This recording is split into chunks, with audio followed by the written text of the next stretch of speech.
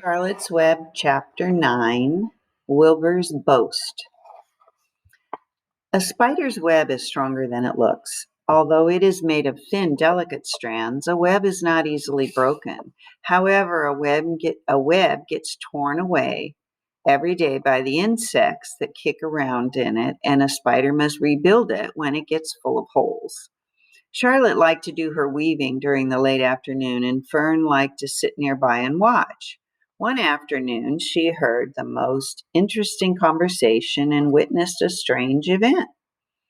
"You have awfully hairy legs, Charlotte," said Wilbur, as the spider busily worked at her task.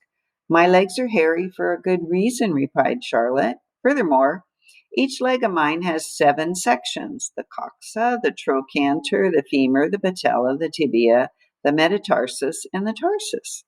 Wilbur sat bolt upright. "You're kidding," he said. "No, I'm not either. Say those names again. I didn't catch them the first time." "Coxa, trochanter, femur, patella, tibia, metatarsus, and tarsus." "Goodness," said Wilbur, looking down at his own chubby legs. "I don't think my legs have 7 sections." "Well," said Charlotte, "you and I lead different lives. You don't have to spin a web. That takes real leg work." "I could spin a web if I tried," said Wilbur, boasting. "I've just never tried." "Let's see you do it," said Charlotte. Fern chuckled softly, and her eyes grew wide with the love for the pig. "Okay," replied Wilbur. "You coach me and I'll spin one. It must be a lot of fun to spin a web. How do I start?" "Take a deep breath," said Charlotte, smiling. Wilbur breathed deeply. "Now climb to the highest place you can get to, like this." Charlotte raced to the top of the doorway. Wilbur scrambled to the top of the manure pile. "Very good," said Charlotte. "Now make an attachment with your spinnerets, hurl yourself into space, and let out a drag line as you go down." Wilbur hesitated a moment, then jumped out into the air. He glanced hastily behind to see if a piece of rope was following him to check his fall, but nothing seemed to be happening in his rear, and the next thing he knew, he landed with a thump. "Oomph," he grunted. Charlotte laughed so hard her web began to sway. "What did I do wrong?" asked the pig when he recovered from his bump. "Nothing," said Charlotte. "It was a nice try." "I think I'll try again," said Wilbur cheerfully. "I believe that what I need is a little piece of string to hold me."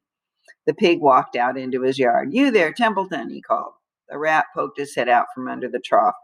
"Got a little piece of string I could borrow?" he asked. "I need it to spin a web." "Yes, indeed," replied Templeton, who saved string. "No trouble at all. Anything to oblige." He crept down into his hole, pushed the goose egg out of the way, and returned with an old piece of dirty white string. Wilbur examined it. "That's just the thing," he said. "Tie one end to my tail, will you, Templeton?" Wilbur crouched low and with his thin, curly tail toward the rat. Templeton seized the string, passed it around the end of the pig's tail, and tied 2 half hitches. Charlotte watched in delight. Like Fern, she was truly fond of Wilbur, whose smelly pen and stale food attracted the flies that she needed, and she was proud to see that he was not a quitter and was willing again to try to spin a web. While the rat and the spider and the little girl watched, Wilbur climbed again to the top of the manure pile, full of energy and hope. "Everybody watch," he cried, and summoning all his strength, he threw himself into the air, head first. The string trailed behind him, but as he had neglected to fasten the other end to anything, it didn't really do any good, and Wilbur landed with a thud, crushed and hurt. Tears came to his eyes. Templeton grinned. Charlotte just sat quietly. After a bit, she spoke. "You can't spin a web, Wilbur, and I advise you to put the idea out of your mind. You lack 2 things needed for spinning a web." "What are they?" asked Wilbur sadly. "You lack a set of spinnerets, and you lack knowledge."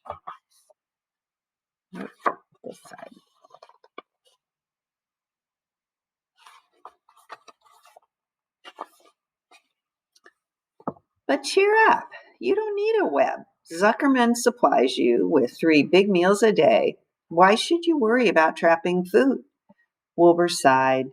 "You're ever so much cleverer and brighter than I am, Charlotte. I guess I was just trying to show off." Serves me right." Templeton untied his string and took it back to his home. Charlotte returned to her weaving. "You needn't feel too badly, Wilbur," she said. "Not many creatures can spin webs. Even men aren't as good at it as spiders, although they think they're pretty good. And they'll try anything. Did you ever hear of the Queensboro Bridge?" Wilbur shook his head. "Is it a web?" "Well, sort of," replied Charlotte. "But do you know how long it took men to build it? 8 whole years. My goodness, I would have starved to death waiting that long. I can make a web in a single evening." "What do people catch in the Queensboro Bridge? Bugs?" asked Wilbur.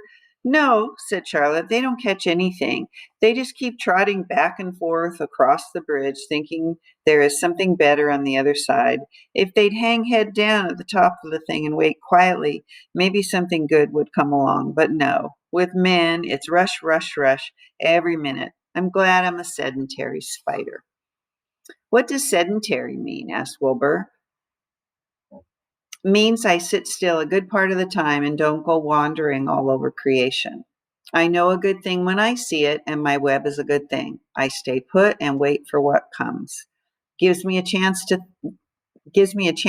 think. "Well, I'm sort of sedentary myself, I guess," said the pig. "I have to hang around here whether I want to or not. You know where I'd really like to be this evening?" "Where?" "In a forest looking for beech nuts and truffles and delectable roots, pushing leaves aside with my wonderful strong nose, searching and sniffing along the ground, smelling, smelling, smelling." "You smell just the way you are," remarked a lamb who had just walked in. "I can smell you from here. You're the smelliest creature in the place." Wilbur hung his head. His eyes grew wet with tears. Charlotte noticed his embarrassment. She spoke sharply to the lamb. "Let Wilbur alone," she said. "He has a perfect right to smell, considering his surroundings. You're no bundle of sweet peas yourself. Furthermore, you are interrupting a very pleasant conversation." "What were we talking about, Wilbur, when we were so rudely interrupted?"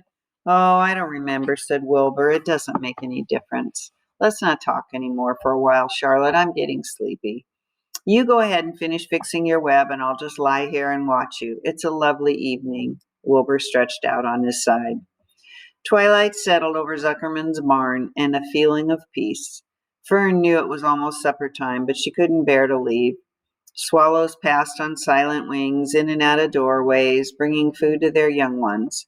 From across the road, a bird sang, "Whippoorwill, whippoorwill." Lurvy sat down under an apple tree and lit his pipe. The animals sniffed the familiar smell of strong tobacco. Wilbur heard the trill of the tree toad and the occasional slamming of the kitchen door. All these sounds made him feel comfortable and happy, for he loved life and loved to be a part of the world on a summer evening. But as he lay there, he remembered what the old sheep had told him. The thought of death came to him, and he began to tremble with fear. "Charlotte," he said softly. "Yes, Wilbur, I don't want to die." "Of course you don't," said Charlotte in a comforting voice. I love it here in the barn," said Wilbur. "I love everything about this place." "Of course you do," said Charlotte. "We all do." The goose appeared, followed by her 7 goslings. They thrust their little necks out and kept up a musical whistling like a tiny troop of pipers. Wilbur listened to the sound with love in his heart.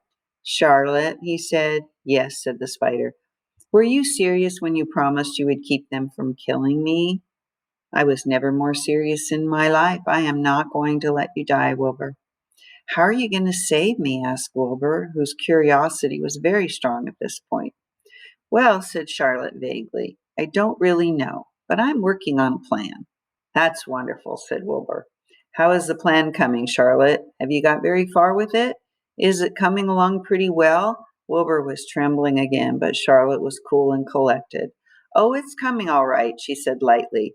"The plan is still in its early stages and hasn't completely shaped up yet, but I'm working on it." "When do you work on it?" begged Wilbur. "When I'm hanging head down at the top of my web. That's when I do my thinking, because then all the blood is in my head. I'd be only too glad to help in any way I can." "Okay, I'll work it out alone, said Charlotte. I can think better if I think alone. All right, said Wilbur, but don't fail to let me know if there's anything I can do to help, no matter how slight. Well, replied Charlotte, you must try to build yourself up. I want you to get plenty of sleep and stop worrying. Never hurry and never worry.